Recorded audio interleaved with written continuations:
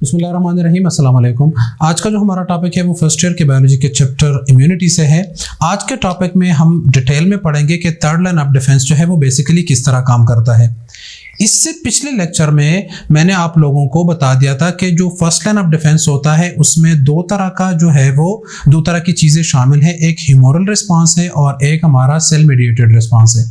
तो cell mediated response और humoral response दोनों का कंबाइन एक्शन किस तरह होता है, तो उस पर एक जनरल मैंने लेक्चर दिया हुआ था। तो आज हम डिटेल में पढ़ेंगे कि ह्यूमोरल रिस्पांस क्या चीज़ है और सेल मीडिएटेड रिस्पांस क्या चीज़ है, और साथ में ये भी पढ़ेंगे कि मेजर हिस्टोकम्पैटिबिलिटी कॉम्प्लेक्स क्या चीज़ है और ये एक्टिवेट किस तरह होते हैं। हमारे जो टी सेल्स है या बी सेल्स है इनकी एक्टिवेशन किस तरह होती है। तो आज के लेक्चर में हम डिटेल में पढ़ेंगे इन चीज़ों के बारे में। आते हैं अपने टॉपिक की तरफ। टी सेल्स और बी सेल्स की एक्टिवेशन या थर्ड लाइन ऑफ डिफेंस का मैकेनिज्म किस तरह है। शुरू में हम पढ़ते हैं कि इंजरी होती है। इंजरी कब होती है, मतलब किसी चीज़ के ऊपर पाँव आ गया कील के ऊपर तो इंजरी हो गई। अब इस चीज से मतलब जब इंजरी होती है तो इंजरी के बाद आपका जो जख्म होता है, जो वॉन्ड होता है, उसके अंदर जरासीम चले जाते हैं। उसको रोकने के लिए आपका फर्स्ट लाइन ऑफ डिफेंस था जो कि स्किन है। स्किन तो ब्रीच हो गया, जरासीम अंदर चले गए, तो अब एक्टिवेट होना है सेकंड लाइन ऑफ डिफेंस ने।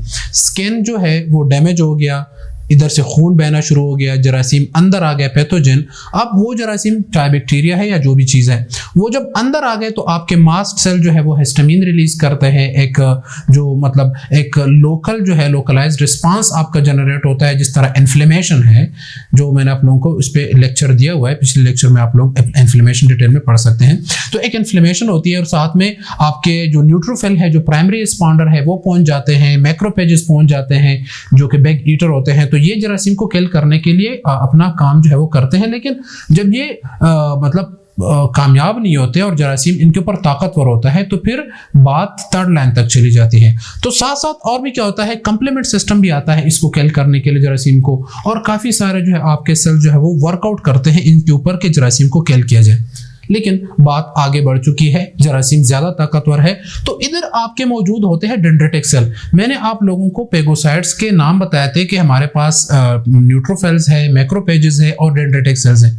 डेंड्रिटिक सेल्स में मैंने आप लोगों को डिटेल में बता दिया था सेकंड लाइन ऑफ डिफेंस के स्टार्ट में, जब मैं लेक्चर दे रहा था। तो उसके अंदर मैंने आप लोगों को बता दिया था साथ में कि जो डेंड्रिटिक सेल्स होते हैं ये बेसिकली एंटीजन प्रेजेंटिंग सेल्स होते हैं। एंटीजन क्या चीज़ है, किसी तरह का भी जो है वो प्रोटीन या कोई भी चीज़ आपके जिस्म के अंदर चली जाती है और आपके बॉडी उसको रिकॉग्नाइज नहीं करती है तो एंटीजन कंसिडर होती है आपके बॉडी के लिए। तो ये बेसिकली उस एंटीजन को प्रेजेंट करता है आपके इम्यून सिस्टम के सामने आपके थर्ड लाइन ऑफ डिफेंस के सामने। ठीक है, अब क्या करता है, इधर डेंड्रिटिक सेल्स मौजूद है। ये डेंड्रिटिक सेल्स क्या करते हैं, ये जरासीम को उठा के या जरासीम के किसी भी पार्ट को उठा के उसको क्या करते हैं, ले आते हैं कहां पर, आपके करीबी किसी भी लिम्फ नोड्स में।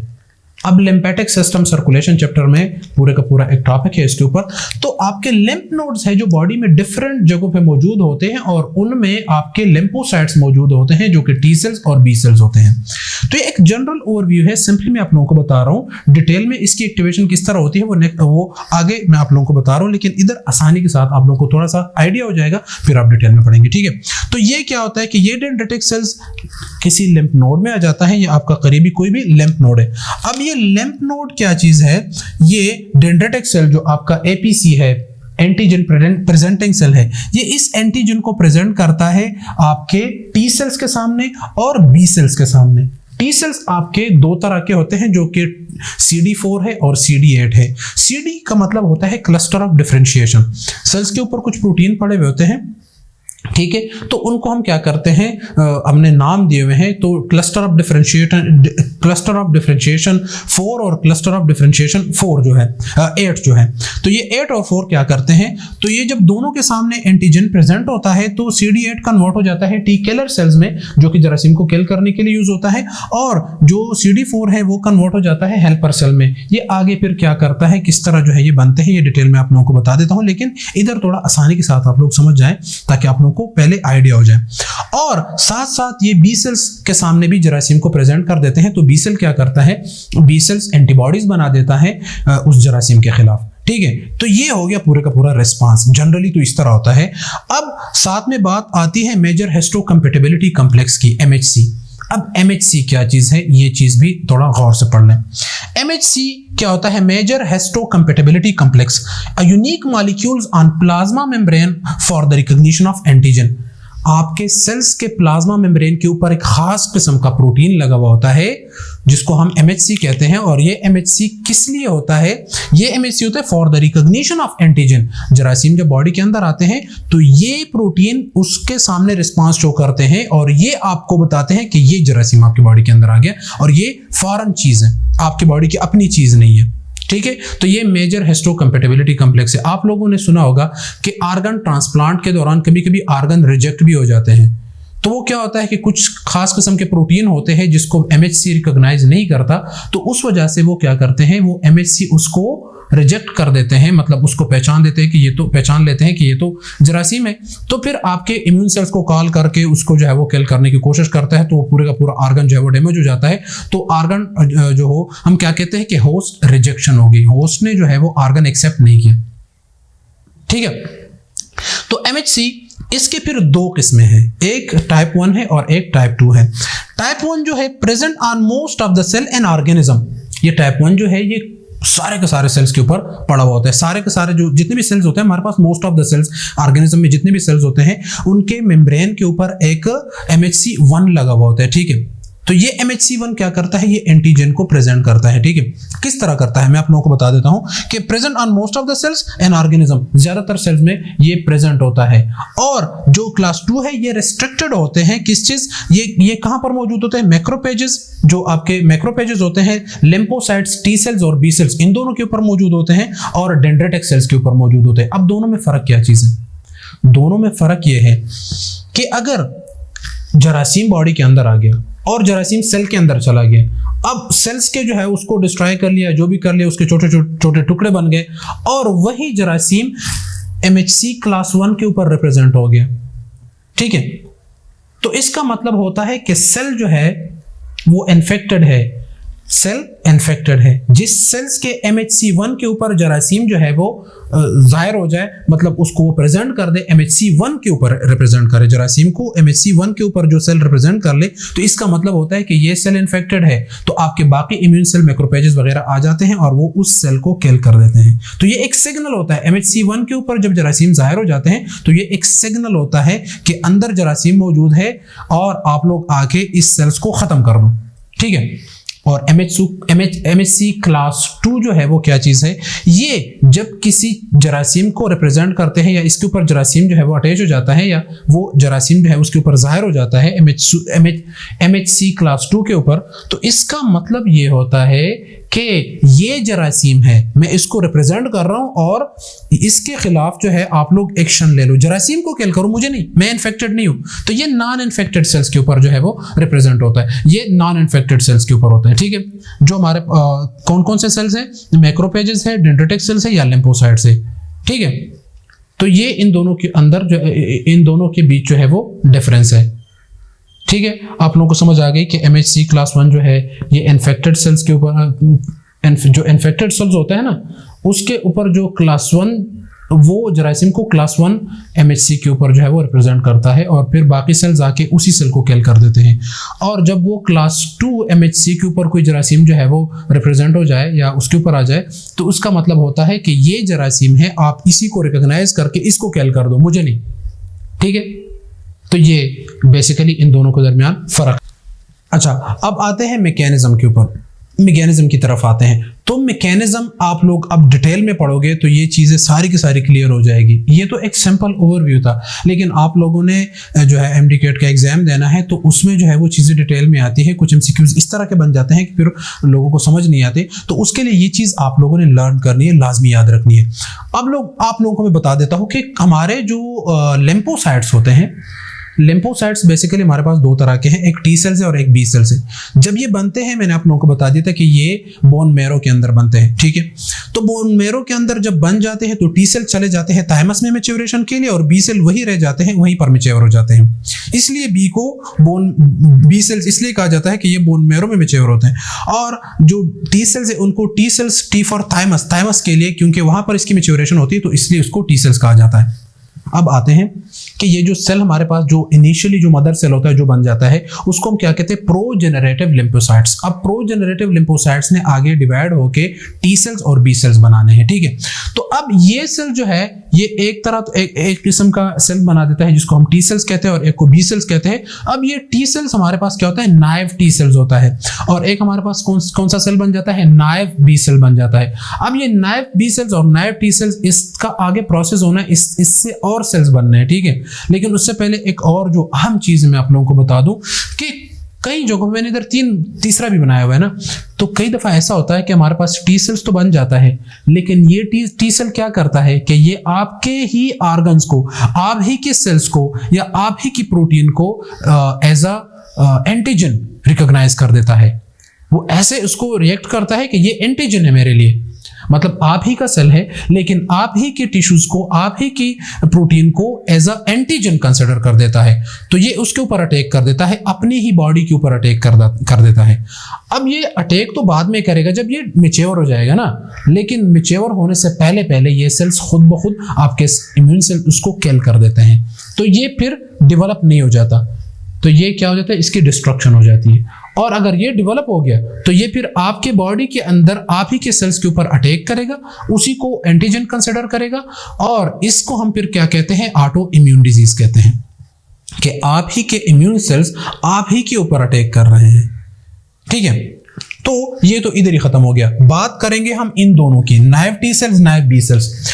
अब नाइव टी सेल्स जो है ये दो में डिवाइड हो जाता है, एक हमारे पास बन जाता है CD8 और दूसरा हमारे पास क्या बन जाता है, CD4। एक के प्लाज्मा के ऊपर जो प्रोटीन लगे हुए होते हैं उसको हम क्या कहते हैं, CD8, और दूसरे के ऊपर जो लगे हुए उसको हम क्या कहते हैं, CD4 कहते हैं। अब ये जो CD8 है और ये जो CD4 है, CD8 के पास आ जाता है इन्फेक्टेड पेगोसाइट। एक पेगोसाइट है, आपका सेल है, बॉडी का सेल है, लेकिन इसके अंदर इन्फेक्शन हो चुकी है। क्या होता है, इसके अंदर इन्फेक्शन होती है, मतलब एक सेल्स के अंदर जो पेगोसाइट्स है इसके ऊपर मेजर हिस्टोकम्पैटिबिलिटी 2 होगा, क्लास 2, और क्लास 1 भी होगा, 1 भी होगा और 2 भी होगा। मैंने आप लोगों को बता दिया था कि 1 जो है MHC1 वो तकरीबन तमाम सेल्स के अंदर मौजूद है। तो ये जो आपका सेल्स होता है ये इसके जो आपके सारे सेल्स है इनके इसके ऊपर MHC1 और MHC2 लगा होता है। MHC2 जो है वो फिर स्पेसिफिक सेल्स के ऊपर लगा होता है, सब सेल्स के ऊपर नहीं लगा होता। तो इधर MHC1 के ऊपर, क्योंकि ये इन्फेक्टेड सेल है, ये खराब हो चुका है, इसके अंदर इन्फेक्शन फैल चुकी है, तो ये सेल MHC1 के ऊपर रिप्रेजेंट करेगा जरासीम को। किसके सामने, CD8 के सामने। बॉडी के अंदर जरासीम जा चुका है, ये आपका क्या है, पेगोसाइट है जो पेगोसाइटोसिस कर रहा है, लेकिन ये खुद इन्फेक्ट हो चुका है, तो ये MHC1 के ऊपर जरासीम को रिप्रेजेंट करेगा और ये आपके CD8 के पास आ जाएगा। और CD8 जो है इसके अंदर जो है वो रिसेप्टर लगे होते हैं, वो रिसेप्टर इस चीज को रिकॉग्नाइज कर लेंगे कि यहाँ पर तो हमारे पास क्या मौजूद है, इधर तो जरासीम मौजूद है, बैक्टीरिया है या कोई किसी तरह का भी जरासीम है। तो ये क्या करेगा, ये इसी सेल को किल कर देगा। किस तरह किल करेगा, ये CD8 कन्वर्ट हो जाएगा साइटोटॉक्सिक टी सेल में। तो ये सेल क्या करेगा, साइटोटॉक्सिक टी सेल क्या होता है, ये अंदर ही अंदर केमिकल बनाता है, मुख्तलिफ किस्म के टॉक्सिक केमिकल बना देता है, और वही केमिकल इस सेल के ऊपर छोड़ के इसी सेल को किल कर देगा। लेकिन अगर इसके अपोजिट काम होता है, नॉन इन्फेक्टेड पेगोसाइट आ गया, ये फेगोसाइट है लेकिन इसके अंदर इन्फेक्शन नहीं फैल चुकी, तो ये MHC2 के ऊपर रिप्रेजेंट करेगा, कहां, किस चीज को, जरासीम को MHC2 के ऊपर रिप्रेजेंट करेगा। अब MHC2 के ऊपर रिप्रेजेंट करने का मतलब क्या है कि ये जरासीम है और इसके खिलाफ जो है बाकी इम्यून सेल्स को बुला लो, जो भी करना है, जो कुछ भी करना है, इसके खिलाफ जो है वो कुछ करो, मेरे खिलाफ नहीं, मुझे नहीं किल करो। मतलब ये सेल ये नहीं कहेगा कि मुझे किल करो, बल्कि ये MHC2 के ऊपर चूंकि रिप्रेजेंट कर रहा है जरासीम को, तो ये क्या सिग्नल दे रहा है कि आप क्या करो, आप इस जरासीम के खिलाफ इम्यूनिटी डेवलप करो। अब ये CD4 जो है ये कन्वर्ट हो जाएगा टी हेल्पर सेल में। अब हेल्पर क्या करता है, जाहिर बात है हेल्प करता है किसी काम के करने में, तो बाकी लोगों को भी लाता है, ठीक है, खबर भी पहुंचा देता है, हेल्पर है ना, ठीक है। तो ये CD4 कन्वर्ट हो जाएगा टी हेल्पर में, और टी हेल्पर जब एक्टिवेट हो जाएगा तो ये क्या करेगा, ये बी सेल को इन्फॉर्म करेगा, बी सेल को इन्फॉर्म करेगा कि आप क्या करो, एंटीबॉडीज बनाओ, आप प्लाज्मा सेल बनाओ, और प्लाज्मा सेल क्या करेगा, एंटीबॉडीज बनाएगा। तो ये एक तो ये भी काम करेगा। नेचुरल किलर सेल्स को बुलाता है, मैक्रोपेजेस को बुलाता है, काफी सारे लोगों को बुलाता है, एक कॉल करता है कि जल्दी जल्दी आ जाओ। केमिकल रिलीज करेगा ना, तो केमिकल्स जो कीमोटैक्सिस होती है, तो केमिकल्स के पास जो है वो ये वाले सेल्स दौड़ के आएंगे, ये वाले सेल्स दौड़ के आएंगे, एंटीबॉडीज भी आएंगे, साथ में नेचुरल किलर सेल्स भी आएंगे, मैक्रोपेजेस भी आएंगे, और वो सारे के सारे इस जरासीम को ढूंढेंगे। चूंकि ये जरासीम जो है ये रिकॉग्नाइज कर दिया CD4 ने, तो ये सारे के सारे सेल्स आ जाएंगे और जरासीम को मुख्तलिफ जगहों पे ढूंढ के उसको किल करेंगे, उसका जो है वो खात्मा करेंगे। ठीक है, तो ये हेल्पर सेल का काम है। ये क्या है? हेल्पर सेल का काम है। ठीक है, अब बात आती है नाइव बी सेल्स की। नाइव बी सेल जरासीम को रिकॉग्नाइज कर देता है। बैक्टीरिया आ गया, जरासीम को खुद भी रिकॉग्नाइज कर सकता है डायरेक्टली। ठीक है, और साथ में जब इसकी रिकॉग्निशन हो जाती है तो ये MHC2 के ऊपर क्या करता है? जरासीम को प्रेजेंट कर देता है। अब MHC2 के ऊपर अगर जरासीम एक्टिवेट हो गया, मतलब रिप्रेजेंट हो गया, तो MHC2 के ऊपर रिप्रेजेंट होने के साथ साथ क्या होता है? ये साथ में टी सेल्स को भी जो है वो इन्फॉर्म करेगा। जो आपका टी सेल है ना, ये CD4 है, तो ये वहां पर भी खबर पहुंचाएगा, क्योंकि ये क्या है? MHC2 के ऊपर इसकी रिप्रेजेंटेशन हो चुकी है। तो साथ में CD4 को भी पता चल गया कि ये जरासीम है। CD4 भी एक्टिवेट हो जाएगा, नेचुरल किलर सेल और मैक्रोफेजेस सबको बुलाएगा, और साथ साथ ये क्या करेगा? ये इसको भी बताएगा कि आप प्लाज्मा सेल में कन्वर्ट हो जाओ और एंटीबॉडीज बनाओ। तो ये क्या करेगा? ये वाला सेल जो है ये 2 सेल्स में कन्वर्ट हो जाएगा। ये आपका जो नाइव बी सेल है ना, ये 2 सेल्स में कन्वर्ट हो जाएगा। ठीक है, अब एक सेल आपका प्लाज्मा सेल है और दूसरा मेमोरी सेल है। मेमोरी सेल क्या करेगा? मेमोरी सेल इस जरासीम के पैटर्न को, इसके प्रोटीन को, इस चीज को काफी लंबे अरसे तक के लिए याद रखेगा अपने अंदर। तो ये मेमोराइज कर लेता है कि ये फलां तरह का जो जरासीम है और इसके खिलाफ मैंने कौन कौन से केमिकल बना देने हैं। ये याद रखेगा, ये अपने पास लिख लेगा, नोट कर लेगा कि ये किस तरह का जरासीम है और इसके खिलाफ मैंने कौन से प्लाज्मा प्रोटीन जो है वो बनाने हैं, किस तरह के प्रोटीन बनाने हैं। क्योंकि प्रोटीन जो है वो तो अमाइनो एसिड का सीक्वेंस है, और इसके खिलाफ कौन से अमाइनो एसिड इकट्ठे होकर उसने जो है वो जरासीम को किल किया था, तो ये मेमोराइज कर देगा। तो ये तो फ्यूचर के लिए मेमोराइज करते हैं, जिस तरह हमारी इम्यूनाइजेशन होती है, जिस तरह वैक्सीन लगाए जाते हैं और हमारे एंटीबॉडीज बनते हैं जरासीम के खिलाफ। तो ये मेमोरी सेल बेसिकली हमारी बॉडी के अंदर मौजूद होते हैं, और यही सेल जब फ्यूचर में वही जरासीम हमारे ऊपर अटैक करते हैं तो सबसे पहले मेमोरी सेल आ जाते हैं। मेमोरी सेल रिकॉग्नाइज कर देते हैं कि ये फलां तरह का जरासीम है, और वही तरह के एंटीबॉडीज जो है वो सेल को सिग्नल देता है, प्लाज्मा सेल को, कि वही एंटीबॉडीज जो है वो जल्दी जल्दी भेज दो ताकि जरासीम का खात्मा हो जाए, ताकि जिस्म को नुकसान पहुंचा ना सके। तो प्लाज्मा सेल जल्दी एक्टिवेट हो जाता है, वो क्या करता है? एंटीबॉडीज बनाते हैं, और एंटीबॉडीज उसके साथ फिर क्या करता है वो मैं आप लोगों को बता देता हूं। लेकिन यहां पर क्या है? एक तो मेमोरी सेल बन गया, साथ में प्लाज्मा सेल बन गया। प्लाज्मा सेल एंटीबॉडीज बनाएगा। एंटीबॉडीज क्या चीज है? इसके ऊपर मैं एक अलग लेक्चर दूंगा, इसके स्ट्रक्चर के ऊपर, इसके फंक्शन के ऊपर। ठीक है, लेकिन ये एंटीबॉडीज मैंने आपको पिछले लेक्चर में बताया था कि ये 4 तरह का काम करेगा।